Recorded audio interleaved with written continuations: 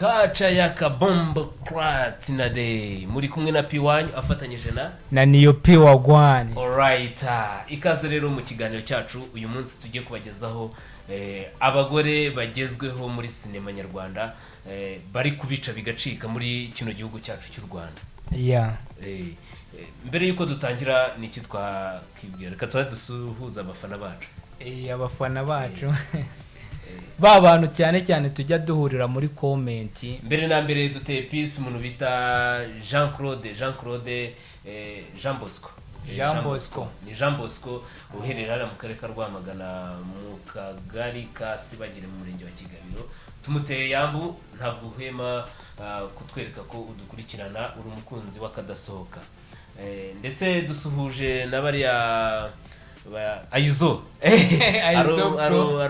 aro musore ubahariya mu kigo cy'urubyiruko cya Ego Center Rwamagana nawe tumuteye yambu Ayuzo bamwita Gilbert rero tumuteye yambu ahari hose yumve ko tuba twamuzirikanya hano kuri Buganza TV. Abandi bamwita Mbuto nawe turamusuhuje hariya Olive turamusuhuje mu karere ka Rwamagana. Umuntu bita Umurisa nawe turamusuhuje muri Sakwini nawe ajya twereka ko yateye comment. Ndetse n'umuntu bita Maurice nawe tumuteye yambu Apotre Maurice nawe ajyaza ko hano akadugezaho ibiganiro hano kuri Buganza TV. Nta bandi niyo nta nshuti zawe ugira wabasha gusuhuza? Abantu banjye barabizi ni ku mutima. Ariko nyuma y'iki kiganiro nibwo ndabakubwira neza. Ni kuba tubwira. Ntabwo tubashe kubavugira hano kuri kamera. Gusa nuko tuba tugira ngo tubabwire ngo ibyo mudukorera biradushimisha. Kandi dushimira mwe mwese kuba muhari mudukurikirana nuko ari mwe duha agaciro. Sibyo? Tubaha agaciro kandi hari byinshi tugomba kugira kugenda tubereka, hari byinshi tugomba kujya tubagezaho. Burango biragoye ko ufungura radio televiziyo uri muri office uri he, ariko ushobora kujya kuri Buganza internet muri office ya wireless ugafungura ikiganiro ukagikiniraho ndetse ugakomeza ukatwumva. Buriya no kumva amajwi yacu byadushimisha. Bibaye byiza ukanda like, subscribe ubaye uri mushya ku muyoboro wa Buganza TV F1 TV ukabasha kuba wagira watubwira ati aha ni sawa, aha mugire gutya. Ndetse hari n'ababa bafite inkuru hirya no hino zitandukanye mujye muzitugezaho tubashe kuba twazibwira abanyarwanda. Cyangwa se abantu bari kubona ahantu habereye amakuru mwaduhamagara tukatezamo n'amakamera yacu n'amasound records. Reka rero tuze ku nkuru yacu ivugwa hano. Iyi nkuru yo kuwa n'icyo gihe cyakozwe kuwa 30 z'uku nguku ni mu gitondo, aho abagore bagezweho muri sinema nyarwanda bagera kuri 10 top 10 tugiye kwibagezaho. Mu rugendo rwa sinema rero nyarwanda rukomeje gutera imbere uko bwije uko bukeye, nuko hari ubushobozi abadamu cyangwa se igitsina gore kiri kwerekana muri sinema nyarwanda ko hari ibikorwa bakomeje gukora bitandukanye bigaragaza yuko koko bashoboye mu mwuga wabo wa sinema. Niyo number 1 nindi bashyizwe ku rutonde. Number 1 bamwita Ariane Vanessa. Bakunda kumwita Maya. Ariane Vanessa bakunze kumwita Maya, uzwi cyane muri filimi yakinnye muri filimi bita The Bishop bayita The Bishop Family. Niyo filimi muri Stimade yakinnyemo, Ibanga nabwo yakinnyemo, ndetse Ishusho ya Papa nayo yayikinnyemo, ndetse n'izindi zitandukanye. Uyu rero Ariane Vanessa yigaragaje cyane, azwi cyane ku izina rya Maya. Navuga ngo rero uyu mukinnyikazi wa filimi yitwaye neza bigaragara. Muraza kutubwira namwe ese mubona ari bande bari kwigaragaza cyane muri sinema nyarwanda, ese ninde batashize ku rutonde? Namba 2 hazamo nde? Namba 2 bamwita nuwo bita Kereni Dusenge cyangwa se Kereniya. Abantu benshi bakunda kumwita Madederi muri harya ni muri Seburikoko muri Papa Sava naho ngaho. Aho hose nuvuga ngo yakinnye rero yamenyekanye muri filimi y'uherekane ya Papa Sava. Kerenia Dusenge yagaragaje ko ari umuhanga cyane muri filimi zigiye zitandukanya, aho yagerageje kugira gukina no muri filimi bita Kariza wa Karisa. Kariza wa Karisa ngira ngo filimi y'uruhererekane nayo ikomeje gukundwa cyane n'abatari bake. Kenshi na kenshi iyo ukatiye ahantu ugenda uvuga wumva abantu benshi bavuga ngo Madederi ariko no mwana aranahiye koko. Ni Madederi, umwana arahiye cyane. Amazina ye nyakuri ni Dusenge Kerenia Dusenge. Ku mwanya wa gatatu haje wa mukobwa wacu wigaragaje cyane, ukomeje no kwigaragaza, bamwita Nyambo Jessica. Tumuzi nka Miss Nyambo. Miss Nyambo rero nawe yakinnye filimi cyane yagaragaye muri filimi zigiye zitandukanye ataragafata. Hari filimi ikomeje kubica bigacika yo bita The Message, ndetse na filimi bita Ibanga, na filimi nubwo batayigaragaje, na filimi yitwa My Heart. Ndetse agakina no kuri Killer Empire za filimi ze n'ubundi ariko no muri ya filimi bita ira filimi y'uriya muhungu bamwita Soruba. Ira filimi nabwo yayigaragayemo baramuzamuye. N'iriya My Heart n'ubundi isanzwe ari ya Killer Man. Ese yamenyekanye ate? Nyambo cyane byatumye arya hit cyane, ni yazamukiye kuri indi bundi. Nyambo bundi muri filime ntabwo ariho twavuga ko izina rye ryamamaye cyane, kuko abantu benshi bamenye Nyambo ejo cyane mu bintu bijyanye no kuvuga ngo best ngo best. Buriya akantu bita best Nyambo ni usa n'umuntu ugakujije cyane, ni nabwo izina rye rigiye ryigaruka cyane mu matwi y'abanyarwanda cyangwa se y'abandi bantu bumva ururimi nyarwanda, cyane ko yagiye agaragara cyane yaba mu mavideo agiye atandukanye cyangwa se amafoto, ari kumwe n'uwo bita Titi Brown tuzi nk'umubyinnyi nawe wagiye abica bigacika mu mavideo agiye atandukanye, yaba TikTok, yaba kuri video za YouTube cyangwa se mu maklipe y'abahanzi. Aha batubwira ko rero uyu Nyambo Jessica cyangwa se Miss Nyambo ngatakundanaga na Titi Brown. Ariko abenshi bakavuga ngo hajyaga hashya, ariko bakatubwira ngo naba besto. Ngira ngo uko byaje kurangira murabizi nta besto batandukana kuriya kwaje. Ariko nuvuga ngo kwa gutandukana ntabwo byari ibyanyabyo, ahubwo nuko byari kugira ngo bakorere hit iriya filimi yashaka gukora yo bita best. Ku mwanya wa kane rero hazaho umuntu bita Mutako Sonia nawe akaba azwi cyane muri filimi ya Papa Sava no muri filimi Indoto. Uramutse umuzi cyane ni Sonia niko bakunda kumwita kugira ngo rero nawe ni umuntu waje ni umuhanzi kazi cyangwa se ni umukinnyi wa filimi kazi wabashije kuba yaza ku mwanya wa kane. Ku mwanya wa gatanu harazaho nde niyo pi harazaho Igihozo Nshuti Mireye.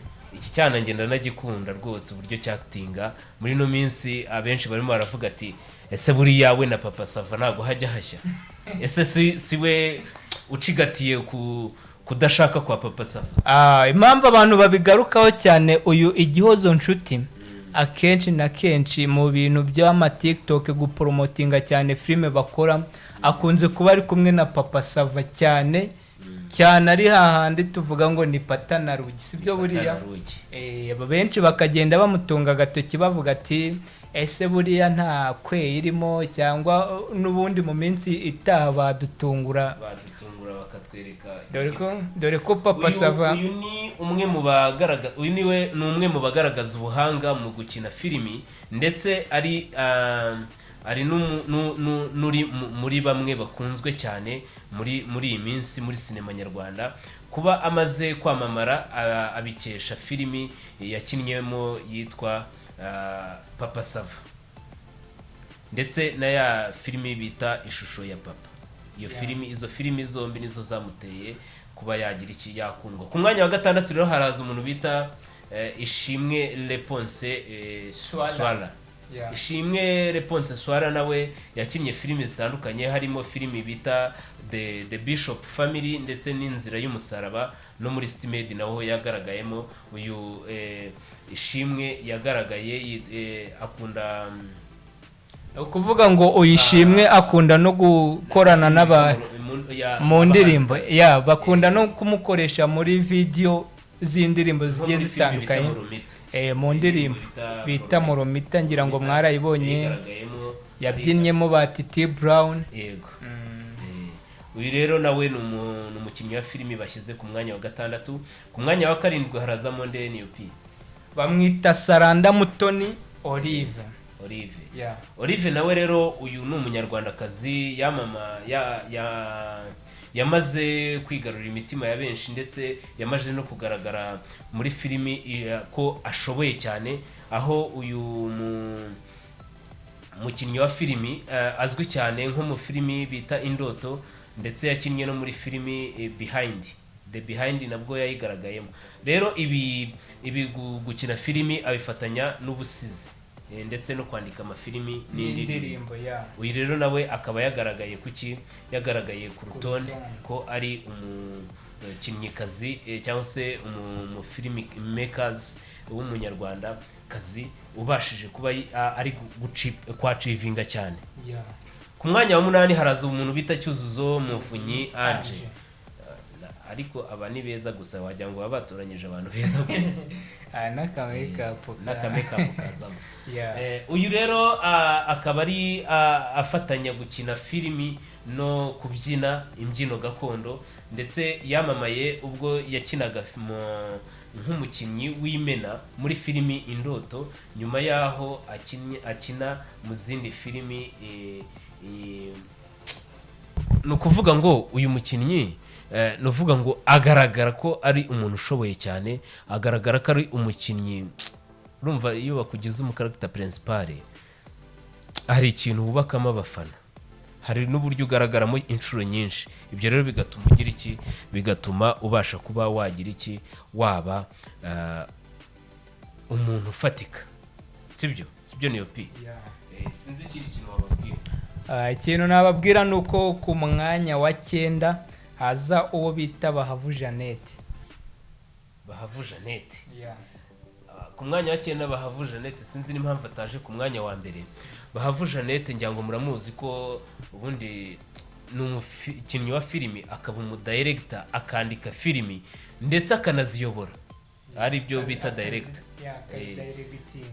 Ikindi Bahavu Jeannette yakinnye muri Citymed, Inzozi, Twins ndetse n'izindi zigiye zitandukanye, ndetse Bahavu Jeannette akaba ari n'umwe mu bategura filimi ze bwite, akaba umuproducer.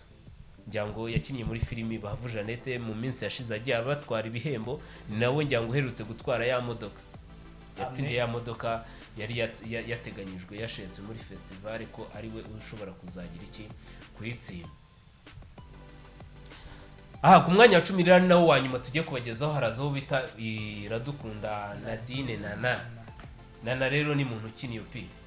No kuvuga ngo Nana ni umukinnyi wa filimi ugezweho muri sinema nyarwanda, ndetse yagaragaje ko afite ubushobozi bwo gukina filime mu buryo butandukanye, abinyujije muri filime nka The Pact muri Maya, yakinnye muri Maya, akina muri The Behind, The Saturdays ndetse n'izindi zitandukanye zagiye zimenyekana cyane hano mu gihugu cy'u Rwanda. Rero ibi byose babishobozwa n'iki ba NUP. Sinzi inama twagira wenda nk'abakinnyi ba filimi, buriya iyo ugiye gukina filimi ufite ibindi ku mpande, ugiye gukina filimi ufite amagambo, ugiye gukina filimi udafite focus y'icyo ushaka kugeraho, akenshi biragorana kuzagaragara muri filimi zirenze 3 uzikomezamo, cyangwa ngo bigaragare ko niba ugiye muri filimi ya mbere ukabura urabishwanishe cyangwa se ukabuvuyemo, mukajya muri filimi ya kabiri nabwo ukavamo utageze no kuri episode ya kabiri, icyo gihe biragora ko baguha filimi uri umukaragita principal cyangwa se uyiyoboye. No kuvuga ngo niba ushaka kuba umwagtress mwiza cyangwa umuactor mwiza, umwagiteri, uhinduka nk'umunyeshuri. Urabona niba uri umunyeshuri ukajya ku ishuri ukagenda nta discipline, nta kubaha abakurera, ndetse nta no kubaha abaguha amasomo, byanga byakunda ya masomo ntabwo uzayumva, nta nubwo uzayamenya. Nujya no kuri exam uzatsindwa, ubwo turabigereranya no kujya kuri set hano nk'umukinnyi wa filime. ni ukuvuga ngo gukina filime bisaba kubaha ukaniga. Kandi mbwira n'abantu bafite impano zigiye zitandukanye, sinzi impamvu muhisha impano zanyu. Impamvu akenshi bahisha impano zabo ntabwo bari bumva yuko gukina filimi cyangwa se kuririmba cyangwa iki nayo ari impano ishobora gutunga uyikora. Baritinya. Gusa biragora cyane ko ushobora kubyuka umunsi umwe ngo wumve ngo wagafashe, wabaye ba Madederi, wabaye ba Havu Jeannette, ahubwo bisaba inzira ndende. Nabo iyo bakubwiye inzira baciyemo umutwe urazunguruka umugani wa Jay Polly. Ariko mbibutsa ko n'iyo serivisi muri P Image Studio itangwamo. Tuyitangamo ariko kuguhugura mu bijyanye no gukina filime ndetse unayihugurwamo urimo no kuyakitinga. Reka rero inkuru yacu tuyicumbikishiriza ahangaha, nawe urajya muri comment utubwire ese ni abahe bakinnyi ba filimi twibagiwe, ni abahe bakinnyi ba filimi tutashyizemo, ese aba twashyizemo bari babikwiye cyangwa imyanya barayikwiye cyangwa uyu yari kuba wa mbere uriya akaba wa kabiri. Namwe murakora urutonde rwanyu muri comment mutubwire, ubutaha tuzavuge tuti abangaba twabashyiramo. Rero ibyo byose tuba tugira ngo mubashe kuba mwabimenya, mumenye aho igihugu cyacu kiri kwerekeza, yaba muri showbiz nyarwanda aho biri kugenda bigana. Mu myidagaduro rero turahabaye, ni nge P1 afatanyije na niyo P1. Reka rero tuyicumbikishize ahangaha, kwamamaza ni kwa kundi, nuko muzajya mubimenya ko muri P Image Studio tubagezaho byinshi bigiye bitandukanye.